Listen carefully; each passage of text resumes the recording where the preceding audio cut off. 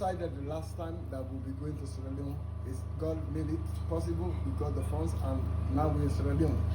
Like we said, we will be giving educational materials. We are doing it today. We are starting with one of the schools in Bosco. We have 198 copies of this book to be given to the school, Bosco. We have hundreds of pens in another box here to be given to the first school. This is just for one school. After this, we'll be going to another school. We'll go to about 4 schools. God bless you, and thank you for your donations. God bless you.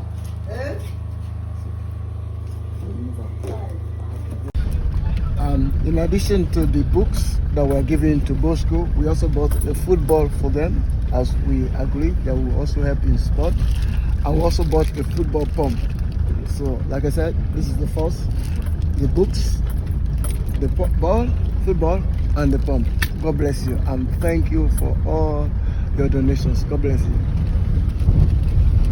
Guys, I'm in Bosco, as we said that we will be doing some schools, 4 of them.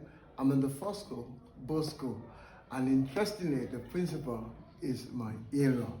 And he was in the UK, like most of you that will be watching this video, in the UK, doing very well.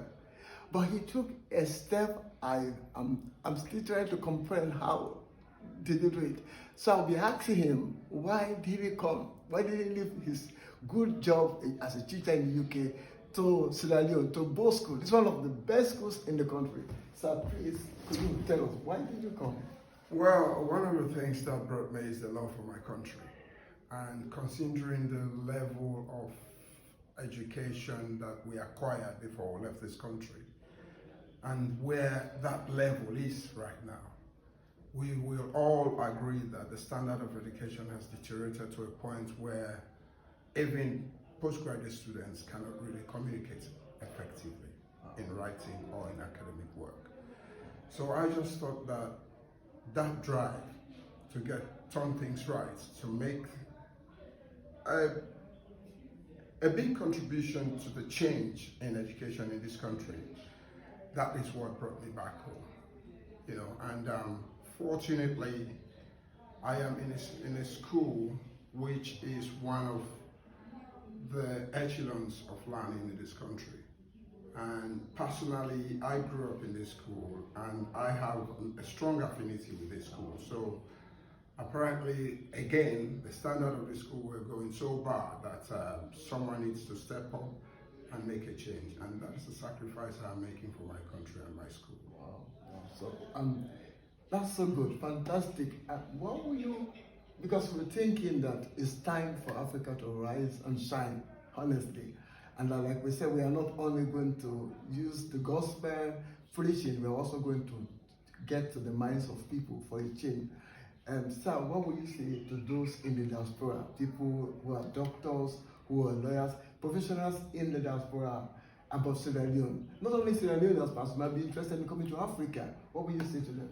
I think let's make this broad. Let's look at Africa as a whole. I mean, there has been a brain drain in every part of Africa because of the economic situation affecting various parts, specifically Sierra Leone. And most of us have gone and acquired various skills. And it's high time for us to come back. Let's forget about what we're going to be paid. Whatever happens, I'm sure we've walked back in whatever part of the Western world that you've been. You probably have a handsome pension, you know, but coming back and giving back to your country is what rings a lot of bell to me.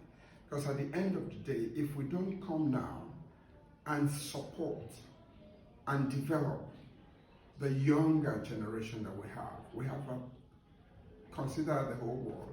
Africa has the largest young people population in the world right now. And without our support, these young people are going to come out with nothing. They are the leaders of tomorrow. We have developed the skills there. We lack the manpower in our countries in Africa. It is now the moment for us to share this knowledge that we've acquired so that these young people can come out like us. Because if we look back 40 to 50 years ago, people who studied before us and those of us who came around that time, the quality of education that we acquire, that is what developed our skills in the West. But now, that is lacking in Africa. So I just think we should all be thinking, I'm not putting a force on anyone, but start thinking and see what sort of contribution you could make back home. Every little helps. That's my appeal to everyone. Consider the young people, consider transforming your own society. Yeah, that's my take on Oh, thank you so much, sir. We do appreciate you. And no matter your faith, your religion, whoever you are, you can believe in God or not at all. One purpose we have is to impact humanity. One purpose, that purpose is so key that now Africa is yearning for people who will impact the young people. We answer that call. God bless you.